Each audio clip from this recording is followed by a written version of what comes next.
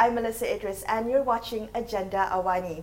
Today on the show, I have with me the founding director of the St Petersburg Ballet Theatre and its prima ballerina, Konstantin Tachkin and Irina Kolesnikova. Welcome to the show. It's really wonderful to have you Thank you, here. Melissa. Thank you. So the St Petersburg Ballet Theatre is here in preparation for its debut in KL. You're going to be you're going to be putting on a performance, one of the most popular ballet performances of the world, Swan Lake. Very exciting to have you here in KL. Thank you. I'm curious to know, with the St Petersburg Ballet Theatre, Constantine, your background essentially previously was with the elite armed forces, right? Oh yes, but it is state secret. It was a state secret. I'm joking. How did you get into parachuting? Yeah. From parachuting into ballet? Yes. Yes, it was very interesting. It was my last jump, and I jumped from the plane and found myself on the stage, surrounded of beautiful girls in the white tutu. So I decided just to stop my parachuting. Yeah, parachuting, and decided to create the St. Petersburg Ballet Theatre. No, it's still, I'm joking, of course, but when I finished the army, I came back to my normal life in St. Petersburg, and I started to think, what can I do in the normal life? Right. And because the St. Petersburg, such a beautiful, world-famous city, there is lots of tourists, especially in the summer period in our city. And I found, why not? I can just do something for these people. And I rent the building, rent the ballet company, rent the orchestra, just sell the tickets for tourists to see the Russian ballet. Okay. And it was very easy. I enjoyed it. Right. But because it was not my company, I had no influence to change the quality, to maybe do something interesting. And that is why I decided to form my company. And I did it in 1994. And by the way, this year we celebrate 25 years 25 since the years. St. Petersburg Ballet Theatre was formed. Amazing. So it's very special. It's our first time in Kuala Lumpur, and this year the special year. So it's very, very good. 25 years. Yeah. So if we were to rewind 25 years ago, when you first started the ballet company, what was that like? You mentioned that you started out the company because you wanted to control the quality of the performance, but you're also running a business. Yep. So how do you balance the art of ballet with, making money from this business? This is very connected. If you want to be successful businessman, you should provide the excellent product. It's not about only ballet. If you produce the ice cream, for example, and would like people to continue buy it, right, it should be delicious. It should be. And healthy. And healthy. That's true. That's very true. So it's it's that is why from the beginning what we did, we spent a lot of money for scenery.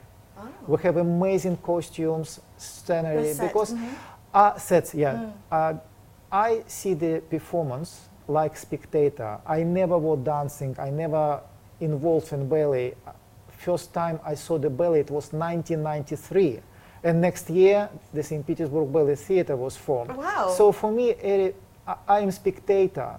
And for me, like a spectator, it's very important when the curtain up, I immediately understand, I like it or not. Right. So at then you can see the dancing, but first you see the sets and costumes. And if it's continued with enthusiastic and professional dancing, it's what we need to deliver to people. And that's where Irina comes in with the enthusiastic and professional dancing.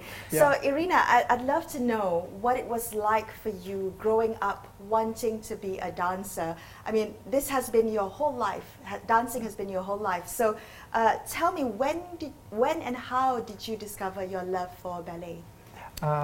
Имеется в виду, что когда ты поняла, что ты вот хочешь быть балериной, что ты любишь вот балет, вот когда к тебе пришло это ощущение? Спасибо за вопрос. Первый раз я увидела балет по телевизору. Это была «Спящая красавица». Мне тогда было 5 лет. First time she saw the ballet, it was on the TV. It was Sleeping Beauty, and she was 5 years old. И меня настолько потрясла вот эта красота и сказочный мир, который я увидела. И мне казалось, конечно, что это очень все легко и просто. She was such excited with the picture on the screen, and it was fairy tale. It was, and in her opinion, what was wrong? It was very easy thing to do it. Oh, you thought it was easy. Ну и потом уже, учась в Академии Вагановой, уже через несколько лет, когда я поняла, что у меня получается, я поняла, что это моя жизнь, и я буду продолжать стремиться стать балериной. And then, when she was entered to the world-famous Academy of Russian Ballet, Vaganova, it was not the first. Immediately, she understands she wants to be the ballerina. She first entered, and after approximately 3 years, she started understand she can do it, and she like it. And I think she like it because she understands she can. Okay, yes, true. Yes. And it was progress year by year by year, and this is. But it, when she was 13. She realized she would like to be the ballerina, and the main thing she can. When you're on tour, Irina, some people who have to perform to large crowds, they often have superstitions or rituals that they do before any big show. Do you have any similar rituals? Вот Мелисса спрашивает, да, но когда выступаешь перед огромным количеством людей, вот есть ли у тебя какие-то специальные там ритуалы или что-то вот перед тем, как ты идешь на сцену? Нет, специальных нету, но мне надо определенно настроиться и побыть хотя бы несколько минут одной. То есть я прошу мою дочку Василину, чтобы папа забрал пораньше немножко, и мне надо хотя бы 10-5 минут вот сосредоточиться, погрузиться в себя и настроиться. Это мне необходимо. It's not ritual, but it's ruled. So for Irina, this is very, very important before the performance to be alone in the dressing room. And when daughter with us, Vasilina, Irina asked me to take care about and take before the performance. Sure. It will allow to her have this 5 to 10 minutes. Okay, all right. So I do want to know, especially with performers of your caliber, you're not going to please everyone. There will be critics who are not happy with your performance, and there will be critics who love your performance.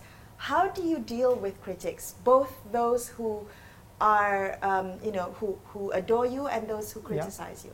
First of all, in my opinion, maybe it's I have a mixed feeling about it. Few years ago, the critics was more important because people were reading more paper, more people who read the paper, and maybe it was more important. Now it's important less, but it's still, of course, I wait the critics and to read it. I read Irina everything. Okay. If it's good or not good, it doesn't matter because this is important. But 99% of article, of course, it's adorable. Yes, because it's very. You can't argue about what you see. She is so talented. Yes, some people, of course, are writing something not good, especially if some another write beautiful. Не, на самом деле, конечно, это неприятно. Of course, it's not comfortable when Но я должна сказать, что я всегда смотрю, кто написал. Of course, she check who is the critic. И уже отталкиваясь от этого, я понимаю, что можно не реагировать. And it depends who is the writer. She can ignore it, or she can take it and think about it. That's true. All right, we're going to come back and continue our conversation about the St. Petersburg Ballet Theatre after this right here on our Agenda AWANI.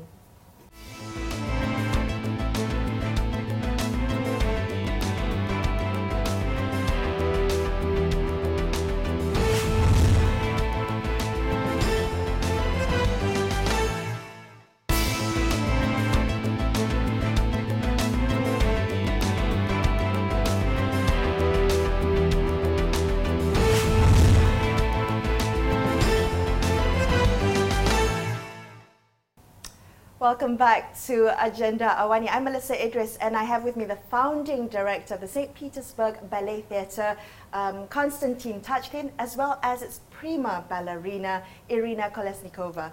So we were talking about how your background was when you started this company and your life as a prima ballerina. But I want to talk about what makes St. Petersburg Ballet Theatre unique, because there are many ballet companies coming from Russia. What makes your ballet company unique? The main point why we are unique, and it's of course Irina. No one, any company has it, has such a ballerina. Yes, I can't tell she is the best in the world, because no one ballerina can be the best in the world. But I can tell with absolutely perfect honesty, she's the best Odette Odile. It's really, I can write it, whatever, it's true. Another point why we are unique, or what why we are different, we have no subsidies from state, no private sponsors, nothing. Our ideology, it's one of the points when I was creating the St. Petersburg Ballet Theatre. I decided for myself be totally independent. Right. From government or from any private organization, sponsors. So two main point I told you. Okay. And the first is Irina, of course. So Irina and the fact that you are completely independent from government or private. Absolutely. From Absolutely. What we do, we bring the show, sell the tickets. So the box office, it's what we have. And what do you think makes ballet, Russian ballet, so beautiful? Ну, прежде всего, мне кажется, что наша школа, которая... First of all, the school, Ваганова Academy, которая дает нам вот эти прекрасные руки. Pay more attention for arms. Okay. And it's very famous Russian arms. The hand movements, right? Compared to, say, British. Мы можем, выразить все, что чувствуем, именно через кантилену движения, через наши руки. Can tell everything by arms. Arm movements. Yeah. The other ballet forms are slightly stiffer, right? So yes. Slightly stiffer movements. Yes. Okay. All right. Yes. That's really wonderful. I guess for me, I'm looking at Russian training, Russian teachers. If you look at most ballet dancers, they have this background. So how did Russia become so good at ballet? Is it because of the training and the school that you send your ballet dancers to? Training, school, and I can add also the soul, the famous Russian soul. And when Russian dancers on stage, you can see not only technique, not only arms, but you can also see the soul, the acting. And I think these three ingredients, this is very, very important. And this is why I make the Russian dancers, ballerinas, the famous and the best in the world. I see ballet dancers, especially professional ballet dancers like Irina, as professional athletes, extreme athletes, because they are constantly training. Oh yes, yeah. Is that the case? I mean, is that how? Still, yes. It's also no. Without it, you can't go on stage. Right. Okay. Well, in the U.S. And in many other parts of the world, ballet is seen to be a very elite form of entertainment. I mean, it's only for the high class and it's very expensive. Do you think that ballet should be more mainstream, part of more mainstream culture? This is what we are trying to do already many years. When we bring our show, it doesn't matter Coliseum in London, Paris, Singapore, We're trying to make the tickets price as less as possible. We can't do it for free, yes. but we try to allow as many people as possible to buy these tickets. I think it's wrong when the tickets for ballet very high. It's wrong. Okay. Yes, we have expenses, of course, especially to come to Kuala Lumpur. For example, it's big trip, it's AFS, it's freight, everything is expensive, right. Yes. But we should, our mission to give opportunity to people as many as possible to see the ballet. In the few minutes that we have left in the show, both of you being part of this this really renowned ballet company, I want to know what your advice is for young people watching this. What is your best advice for young boys and girls watching this who want to become ballet dancers? Ну, наверное, я бы хотела сказать для деток никогда не сдаваться и всегда слушать себя в профессии и не унывать никогда и не слушать при этом то, что тебе говорят посторонние. Если вот есть вот это ощущение, что я могу, я сделаю, надо идти и делать, даже если тебе со стороны говорят, что ты ничего не можешь, ты ничего не добьешься. The main advice from Irina to young boys, children, children, never give up, never, and never listen to people who tell them, no, you have a little chance to be a ballerina, little chance, no, you have, your ability is not enough. Never listen these people. Okay. If you have a goal, your target, you should just go to studio, do the hard job, and believe in yourself, and the result will be achieved. Ну и, конечно, эта профессия не для ленивых, надо быть готовым всегда работать и всегда превозмогать свои «не могу» и боль. And this profession is not for lazy people. So if you are lazy, do not even start. Okay, that's really good advice. Yes, absolutely. just even if you have a talent, but you are lazy, do not start. Okay. Do not start. What about you, Constantine? Do you have advice, not just for the children, but also the parents? Because often parents, children want to, but parents may stop them or not believe Absolutely. Them. It's same story with Irina, with her mother. Yes, my advice to parents, do not stop your children if they want it and they have a talent. Even if you can't see how it's difficult. Because the story with Irina's mother, Natalia, of course she can't see how her daughter, how it's painful, how of course she tried a few times stop it.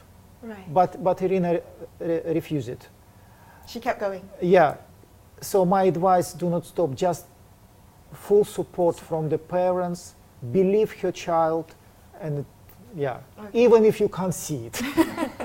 Well, it's been such a pleasure speaking to you both. Thank you so much for being on the show. That's all the time we have for Agenda Awani today. I've been speaking to Konstantin Tachkin as well as Irina Kolesnikova, who's in town preparing for the production of the most popular ballet, Swan Lake, put to you by the St Petersburg Ballet Theatre. They're going to be performing this Swan Lake on the 26th to the 28th of July at Istana Budaya. Now, tickets are on sale and you can get them at www.myticket.asia. I'm Melissa Idris signing off. I'll see you next week.